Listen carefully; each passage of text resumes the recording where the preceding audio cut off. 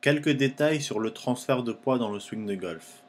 Donc ma définition à moi que j'utilise pour le transfert du poids, c'est que je regarde où se situe le centre des hanches et où se situe le centre des épaules. Donc les deux pourraient basculer vers l'arrière ou pourraient basculer vers l'avant. Les deux pourraient rester exactement où ils sont, ou il y en a un qui pourrait basculer, l'autre qui pourrait rester au même endroit. Il y a énormément d'options différentes. Ma recommandation, si on veut un bon contact de balle et qu'on veut frapper la balle haute et loin, c'est que l'axe des épaules reste relativement stable tout au long du swing de golf, alors que l'axe des hanches, le centre des hanches, est en train d'aller vers l'avant en continu. Donc à mes yeux, le transfert de poids dans le swing de golf se fait en continu vers l'avant.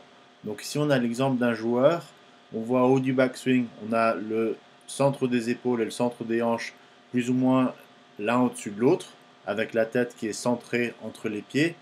Et si on est vraiment précis, les hanches sont même peut-être légèrement devant ou plus proche de la cible que le centre des épaules.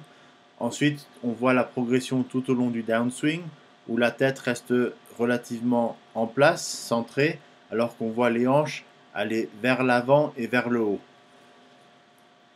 On remarque à la fin de ce swing, une fois que la période de pleine extension a été réalisée, que la tête va légèrement basculer vers le haut et vers l'avant.